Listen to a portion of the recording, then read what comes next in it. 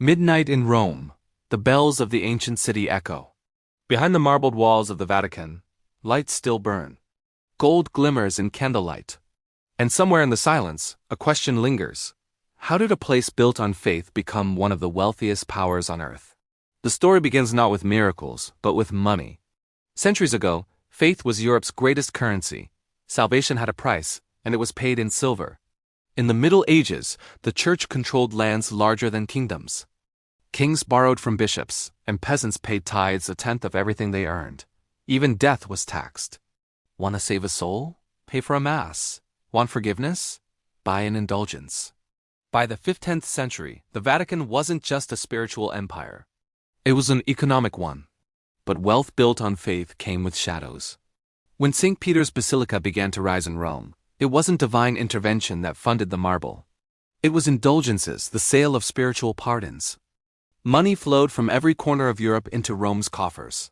The faithful believed they were buying a place in heaven. The church was buying art, land, and power. It was a deal too perfect to last. Then came the backlash.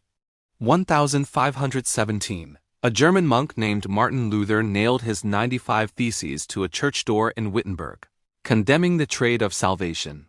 His protest shook the foundations of Europe. The Reformation wasn't just a spiritual revolt, it was a financial rebellion. The flow of gold to Rome slowed. Monarchs seized church lands. The Vatican learned a painful lesson. Power built on faith could crumble if people questioned the cost. To survive, it adapted. Over the following centuries, the Vatican became a master of diplomacy and investment. It brokered alliances, influenced politics, and quietly grew its assets. By the 19th century, it was one of the largest landowners in Italy. But when the unification of Italy stripped away the Papal States in 1870, the Church lost most of its territory. For the first time in centuries, the Vatican stood on the edge of bankruptcy. Then came the twist that changed everything.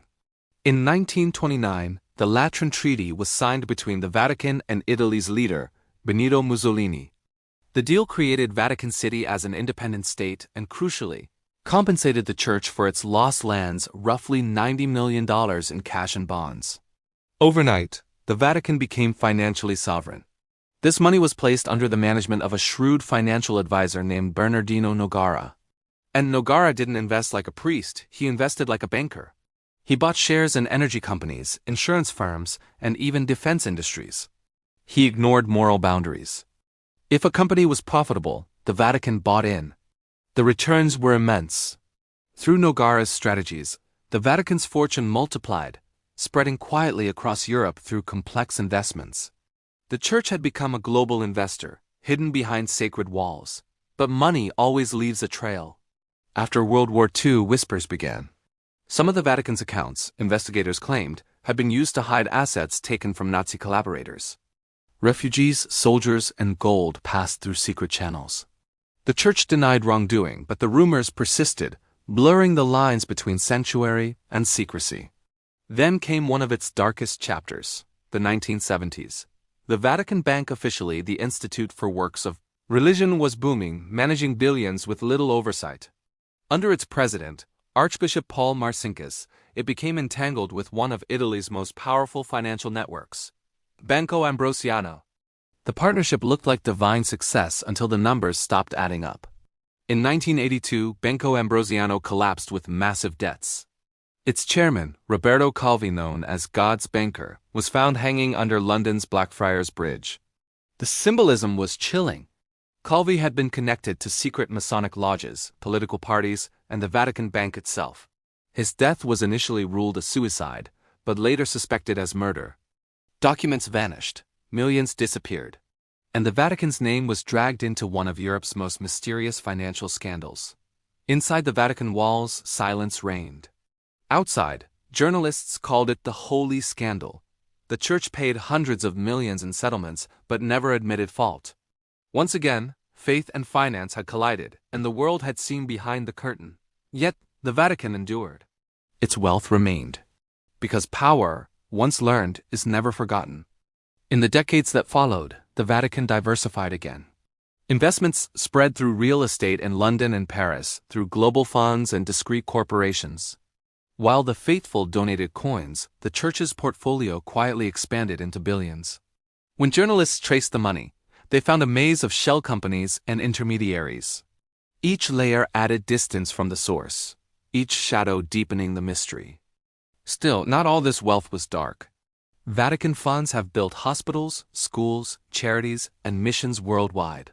It has financed art, preserved history, and provided relief in disasters. But even acts of charity couldn't erase the unease. Can a spiritual power be truly pure while managing a fortune rivaling nations? A new century brought a new storm. Leaks and investigations exposed corruption inside the Vatican Bank, accounts opened under false names, money transferred without transparency, allegations of laundering. Each revelation forced the church to reform or at least appear to. Popes called for accountability, commissions were formed, some officials resigned. Others vanished from public view, but change came slowly. Tradition runs deep, and secrecy is part of the Vatican's survival code. And yet, in every dark chapter there's a pattern: crisis, exposure, adaptation, and silence. The Vatican always finds a way to emerge intact. Its wealth may have roots in indulgences, land seizures, and political deals, but its endurance lies in one truth: it understands human nature. It knows that faith and fear, guilt and hope are the most powerful currencies of all. The moral tension remains. Can an institution preach humility while sitting on gold? Can faith coexist with fortune? This paradox defines the Vatican's power. Its treasures are not just material, they're symbolic. Every painting, every coin, every investment tells a story of survival. The Church has outlasted empires, revolutions, and wars, not only through belief but through adaptation. Its wealth, however shadowed its origins, has funded its endurance. And perhaps that's the real revelation. The Vatican story isn't just about money. It's about how faith transforms into influence, how belief becomes infrastructure, how ideals are traded for power, and how that power is sanctified by time. In the end, the Church's greatest investment has always been in continuity. It doesn't gamble on markets, it gambles on humanity's need for meaning. So when you look at the golden domes, the marble halls, the priceless art, remember, each stone was bought not only with devotion, but with centuries of compromise. The darkness behind the light is what makes the story so human. Every empire has its shadow, and the Vatican, perhaps more than any other, learned to live within it. Because the true currency of the Vatican was never gold, it was belief. And belief, in every age, has been the most profitable enterprise of all. Thank you for watching. If you found this journey into history as fascinating as we did, don't forget to like this video and subscribe for more stories that lie hidden behind the headlines. We'll see you in the next one.